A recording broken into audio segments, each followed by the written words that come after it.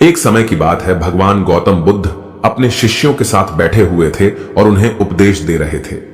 तब उन्होंने अपने शिष्यों से कहा, क्रोध इंसान का सबसे बड़ा दुश्मन है। क्रोध करने वाला व्यक्ति खुद को हानि पहुंचाता ही है, लेकिन दूसरों को भी हानि पहुंचाता है।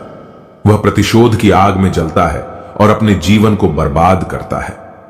उनके उपदेश खत्म हो जाने के बाद उनके शिष्यों में से एक शिष्य खड़ा होता है और उसे बोलता है, तू एक ढोंगी है। तेरी बातें मनुष्यों के रहन सहन से विपरीत है। तू जो भी कहता है उसे अपने जीवन में अनुसरण नहीं करता और दूसरों को यह सब करने कहता है। जब उसका वह शिष्य गौतम बुद्ध को उल्टी सीधी बातें कह रहा था, तब गौतम बुद्ध ने कोई प्रतिक्रिया नहीं दी और वे शांत बैठे थे।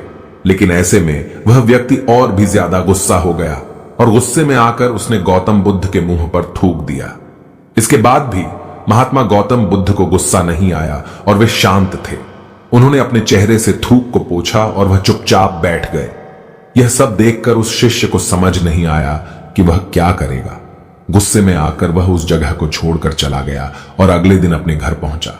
जैसे ही वह अपने घर पहुंचा, तब तक उसका दिमाग शांत हो चुका था। दिमाग के शांत होते ही उसे इस बात का एहसास हुआ कि उसने कितनी बड़ी गलती की है। उसे पाप हुआ है। वह खुद को मन ही मन कहने लगा, यह मैंने क्या कर दिया? मैंने महात्मा बुद्ध का अपमान किया है। ऐसा पाप मैं कैसे कर सकता हूं? मैंने बहुत बड़ी गलती कर दी। मुझे जाकर उनसे माफी मांगनी होगी। यह कहकर वह तुरंत ही गौतम बुद्ध के पास चला गया, लेकिन गौतम बुद्ध उस स्थान पर नहीं थे। ऐसे में वह शिष्य जगह जगह भटक कर उन्हें खोजने लगा। जैसे ही उसे महात्मा बुद्ध मिले तो वह उनके पैरों पर गिर गया और उनसे कहने लगा, मुझे माफ कर दीजिए, मुझसे गलती हुई है। मैंने आपका अपमान किया है। मैंने यह बहुत बड़ा पाप किया है। यह सब देखकर गौतम बुद्ध ने उससे कहा, शांत हो जाओ, क्या बात है, मुझे बताओ, तुम कौन हो? गौतम बुद्ध के यह पूछने पर वह शिष्य चौंक गया। वह सोचने लगा कि महात्मा बुद्ध मुझे कैसे भूल सकते हैं? मैंने तो उनका अपमान किया था। यह सोचकर उसने महात्मा बुद्ध से पूछा, मैं वही शिष्य हूं जिससे कल आपका अपमान किया था और आप इतनी जल्दी मुझे भूल गए? महात्मा बुद्ध ने उस शिष्य से कहा, मैंने तो पहले ही वह स्थान छोड़ दिया है और तुम अभी तक वहीं खड़े हो। तुम्हें अपनी गलती का आभास हो गया है। तुम पश्चाताप कर चुके हो। अब तुम आज के दिन में जीने का निर्णय लो। यदि तुम बीते हुए कल की बातें याद करके परेशान रहोगे तो तुम्हारा वर्तमान और भविष्य दोनों बिगड़ेंगे। तुम अपनी गलती से सीखो, उसे दोहराने की जगह आज को सुधारो। हमें कल की बातों को कल में ही रखकर आगे चलना चाहिए। वह अच्छा हो या बुरा, उसके बारे में बार बार विचार नहीं करना चाहिए।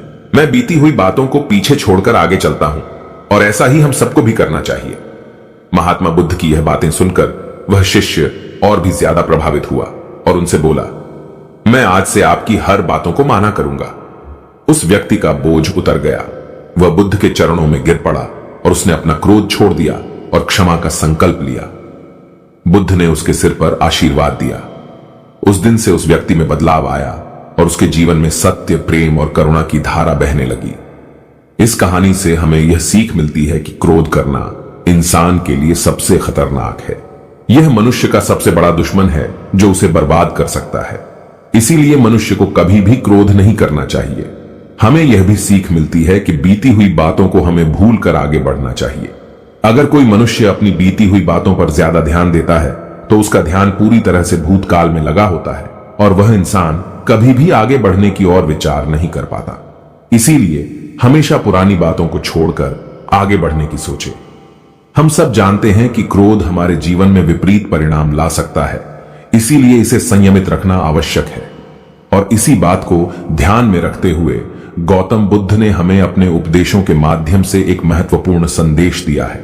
बुद्ध भगवान ने कहा है, क्रोध ऐसी आग है जिसमें क्रोध करने वाला दूसरों को जलाएगा तथा खुद भी जल जाएगा। यह बात हमें समझनी चाहिए कि क्रोध हमें नुकसान पहुंचाने के अलावा खुद को भी हानि पहुंचा सकता है। जब हम क्रोध में होते हैं, हम निरंतर तनाव में रहते हैं, मन अस्थिर होता है और हमारी निर्णय लेने की क्षमता प्रभावित हो जाती है। क्रोध हमारे रिश्तों को भी नुकसान पहुंचा सकता है। जब हम क्रोध में होते हैं तो हम गुस्से में अपने पास वाले लोगों से बदले की भावना रखते हैं और उनसे अन्यायपूर्ण व्यवहार कर सकते हैं। यह हमारे परिवार, मित्र और समाज में दूसरों के साथ अच्छे रिश्ते बिगाड़ सकता है। इसीलिए हमें क्रोध को संयमित रखना आवश्यक है।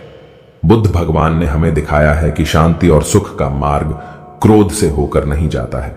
वास्तविक शांति और सुख का मार्ग अंतर्मन की स्थिति के माध्यम से प्राप्त होता है। बुद्ध भगवान ने हमें यह भी सिखाया है कि हमें पश्चाताप करना चाहिए और गलतियों से सीखना चाहिए।